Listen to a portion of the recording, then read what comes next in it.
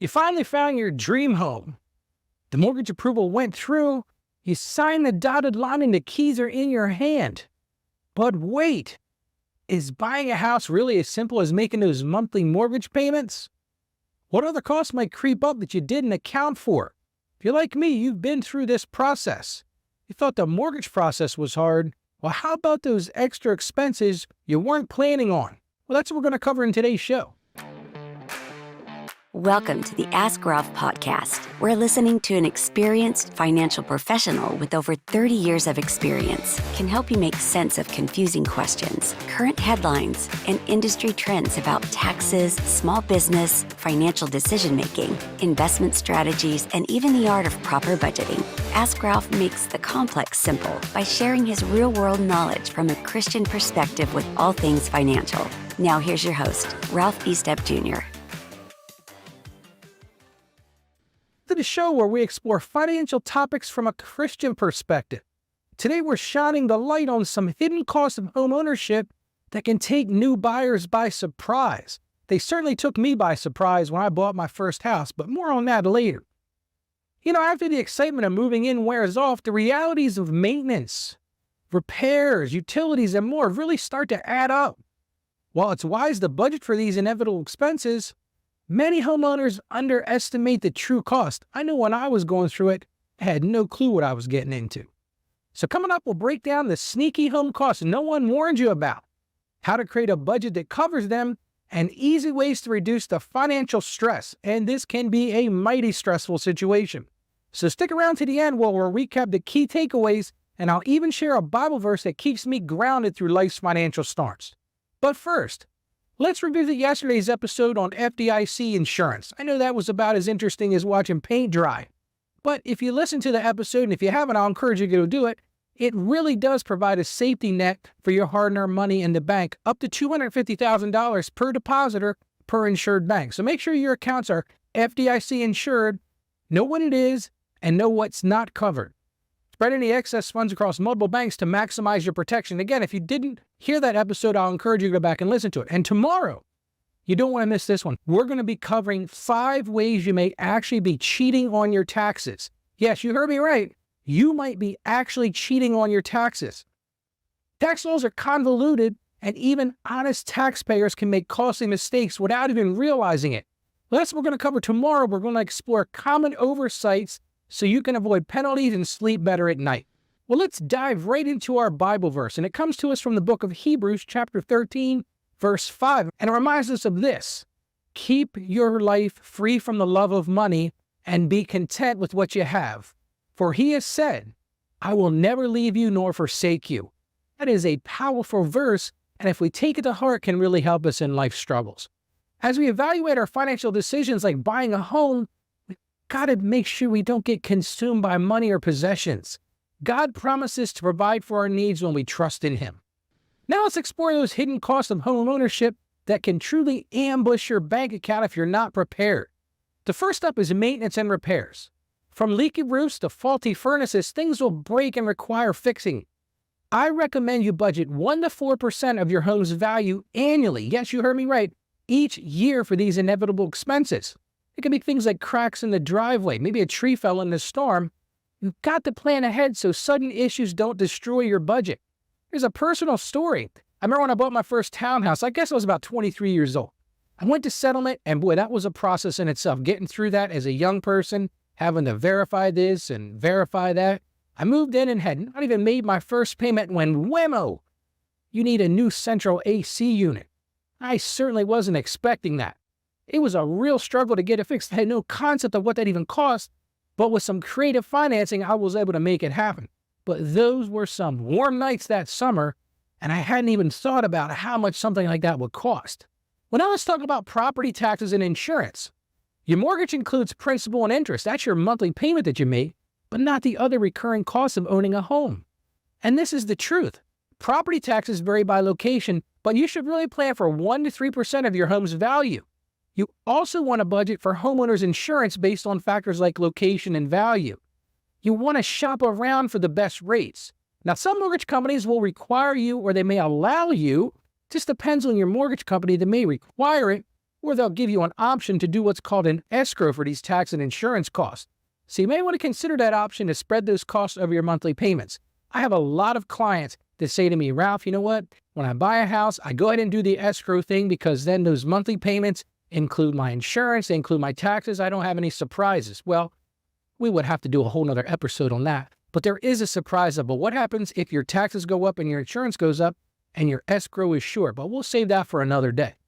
Utilities are another budget buster.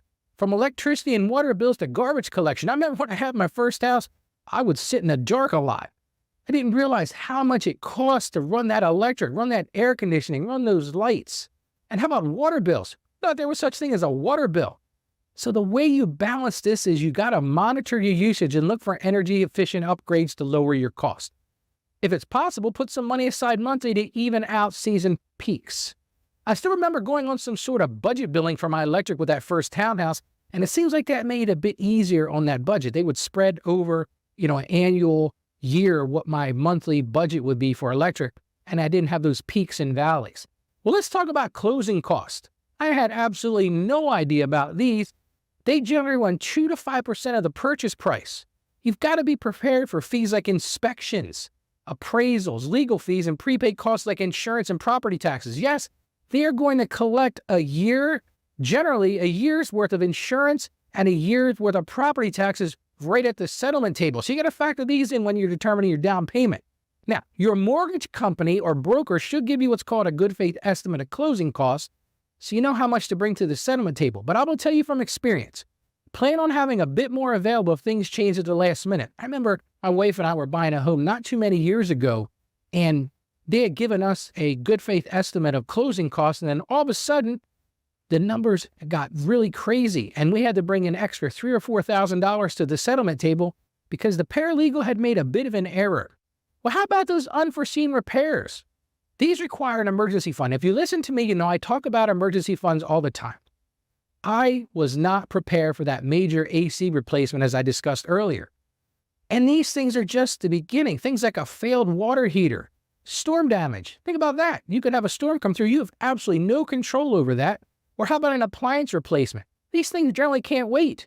If you need air conditioning, if you need a hot water heater, if you need a new washer or dryer. So you've got to slowly build up 3 to 6 months worth of savings to handle surprise home costs without going into debt. I talk about this all the time. You've got to build up that emergency fund. How about another thing? Upgrades and renovations add up fast. Even small projects like painting. Who thought that painting could be so expensive? Landscaping. Listen, you can't put a bush in a house for less than $1,000 these days.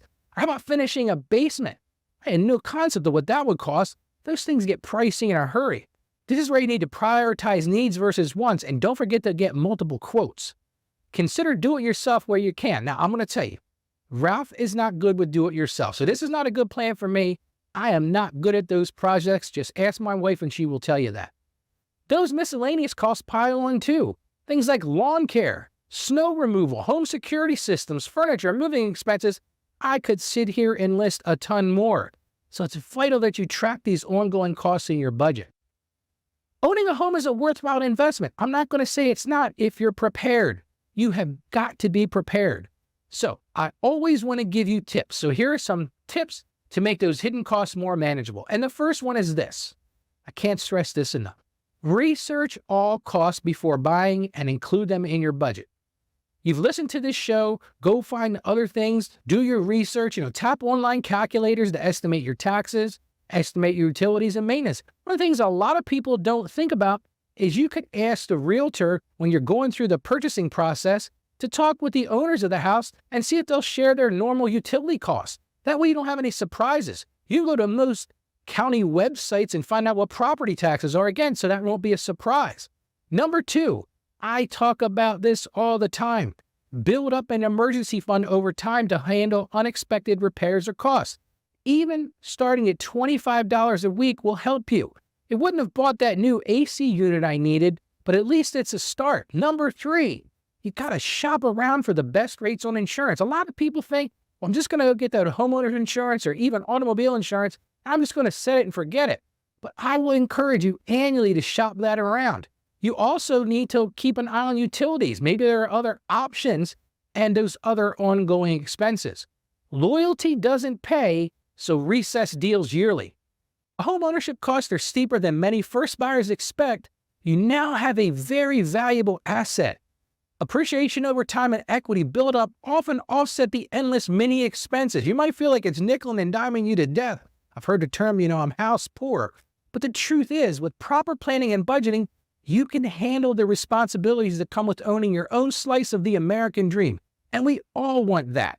So let's recap the key takeaways from today's show. Maintenance, repairs, taxes, insurance are just some of the hidden costs of home ownership beyond your mortgage payment. So you've got to do your research and budget accordingly. Utilities, closing costs, renovations, and miscellaneous expenses, those things also add up. So track those ongoing costs and shop around for those. And you've heard me say it probably 3 times already in this episode, build up an emergency fund to handle surprise repairs without going into debt. Be disciplined. Like I said, even if you can only do $25 a month, do it and save monthly. With proper planning, with proper budgeting, and knowing what to expect, you can handle the financial responsibilities of home ownership. Well, thank you for joining me today, and keep striving for financial freedom on your home ownership journey while keeping your faith and trust in God. Manage your money wisely. Spend less than you earn, and your investment will pay off over time. That is a promise. Well, visit AskRalphPodcast.com to join our email list for more helpful money tips. If you've enjoyed this episode, do me a favor and share it with a fellow homeowner or anyone looking to buy. And check back tomorrow when we'll uncover tax mistakes that could be costing you. Now listen, before I close out today, I want to bring something to your attention. I started this Ask Ralph podcast back in November in earnest. I had been doing it back in 2017 and 2018, but my goal in doing this daily podcast is to answer your questions. So I truly want to hear from my listeners. Go to our website, AskRalphPodcast.com, leave us a message, send us a message. We want to answer those questions. I love to answer questions. So as I always say, stay financially savvy and God bless you abundantly. Thank you for joining us on the Ask Ralph podcast. And with a simple click to subscribe, we'll invite you back to our next episode. And remember, financial issues don't have to be complicated. Just ask Ralph. The information contained in this episode of Ask Ralph is based on data available as of the date of its release. Saggio Accounting Plus and Ask Ralph Media, Inc. is under no obligation to update this content if changes occur. Applying this information to your specific situation requires careful consideration of all facts and circumstances, and any information provided is not to be considered as financial, tax, or legal advice. Please consult your tax advisor or attorney before acting on any material covered.